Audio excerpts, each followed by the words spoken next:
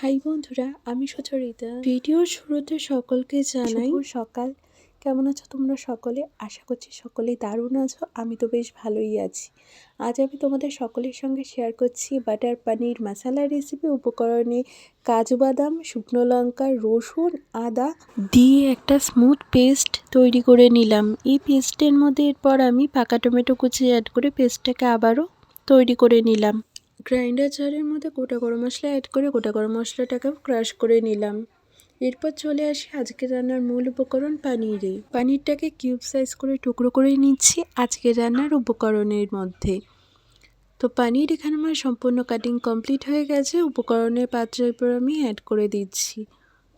তো চলো বাকি উপকরণগুলো শেয়ার করি। নিয়েছি সমস্ত বাটা মশলা, কাসৌরি মেথি, আর নিয়েছি বাটার, নিয়েছি নুন, চিনি, হলুদ গুঁড়ো, আর নিয়েছি উপকরণের মধ্যে ধনেপাতা কুচি, আর নিয়েছি আমি গোটা গরম মশলা ক্রাশ করে, আর পেঁয়াজ কুচি। তো এই যত সামান্য কিছু উপকরণের ব্যবহারে আজকের এই সম্পূর্ণ রেসিপিটা রেস্টুরেন্ট স্টাইলে তোমাদের সকলের সঙ্গে শেয়ার করব আজ আমি। তো চলো ভিডিওটা শুরু থেকে শেষ অবধি দেখতে থাকো। প্রথমেই আমি কড়াইতে পরিমাণ মতো বাটারের কিউব অ্যাড করে দিলাম। সাহায্যে বাটারের কিউবগুলোকে কড়াইতে আমি ভালো করে মেল্ট করে নিচ্ছি আজকের রান্নার রেসিপির জন্য। আজকের সম্পূর্ণ রেসিপিটা বাটারের উপর তৈরি হবে, এর জন্য প্রথমেই বাটারটাকেই আমি কড়াইতে অ্যাড করলাম। কোনো রকমের রিফাইন্ড অয়েল আজকে ইউজ হবে না। এরপর আমি বাটারের মধ্যে পনিরের কিউবগুলোকে ছাড়তে আরম্ভ করলাম।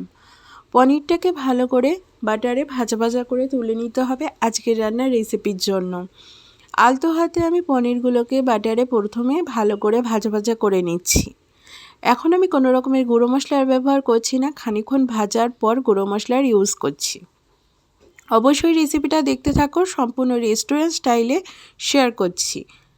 প্রথমেই আমি কাশ্মীর রেড চিলি পাউডার, হলুদ গুঁড়ো, সামান্য নুন অ্যাড করে দিলাম পনিরটা খানিকটা ভাজা হওয়ার পর। দিয়ে ভালো করে একটু কষিয়ে নিচ্ছি। বেশ খানিকটা সময় নিয়ে পনিরটাকে একটু ভাজা ভাজা করে নিতে হবে। পনিরের কালারটা একটু চেঞ্জ হতে আরম্ভ করবে। এদিকে আমার পনির ভাজা সম্পূর্ণ কমপ্লিট হয়ে গেছে আজকের রান্নার জন্য। পনিরগুলোকে এরপর আমি বাটার থেকে তুলে নেব। আজকের সম্পূর্ণ পনির আমি ঘরে তৈরি করেছিলাম। তোমরা সকলে দেখে বুঝতেই পারছো সমস্ত পনিরটা কিন্তু হোমমেড ছিল। তো হোমমেড পনিরের স্বাদ কিন্তু দারুণ চমৎকার লাগে। অবশ্যই তোমরা সকলে ট্রাই করে দেখতে পারো। এখানে পনির ভাজা তুলে নিলাম। তারপর ওই একই কড়াইয়ের মধ্যে আমি পেঁয়াজ কুচি অ্যাড করে দিলাম। দিয়ে ভালো করে পেঁয়াজ কুচিটাকে ভাজা ভাজা করে নিচ্ছি।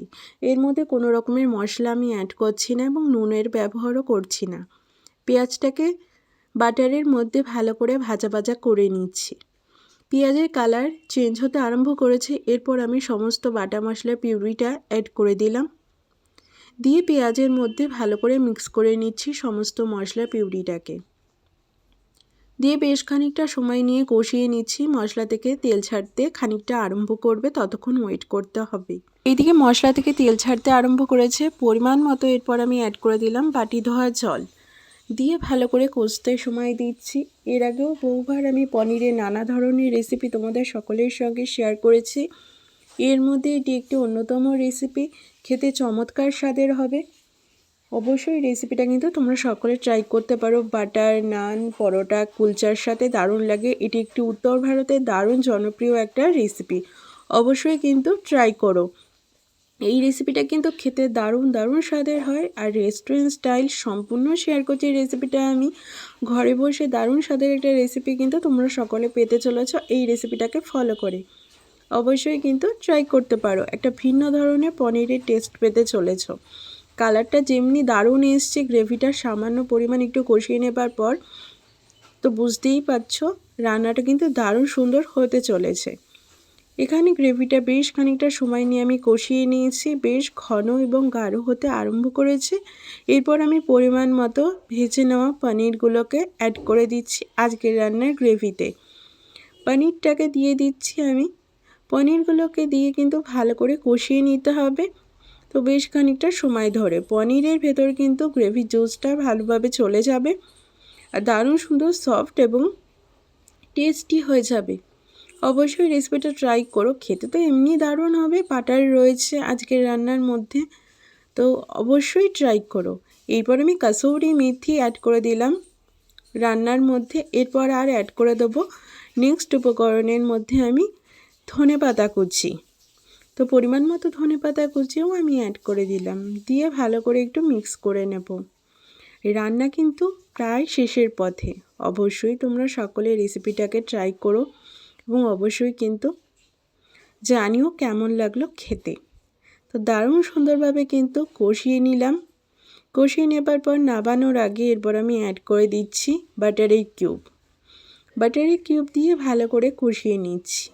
রান্না আমার শেষের পথে। এরপর চলো নামিয়ে নেবার পালা। অবশ্যই জানিও আজকের এই দারুণ সুন্দর সহজ সরল বাটার পনির মশলার রেসিপিটা তোমাদের সকলের কেমন লাগলো।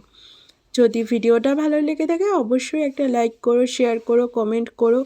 অবশ্যই জানাতে ভুলো না কিন্তু তোমাদের সকলের রেসিপিটা কেমন লাগলো। এখানে দেখো খুন্তির মাথায় তুলে তোমাদের সকলের সঙ্গে আমি শেয়ার করে দিচ্ছি। এরপর আমি সার্ভিং প্লেটে সার্ভ করে তোমাদের সকলের সামনে নিয়ে চলে আসবো ফাইনাল লুকসটা। অবশ্যই জানিও কেমন লাগলো। আজকের বাটার পনির মশলা আমি শেয়ার করব পরোটার সাথে। তোমরা চাইলে কিন্তু পরোটা, বাটার নান, কুলচা সকলের সাথে কিন্তু অনায়াসে পরিবেশন করতে পারো।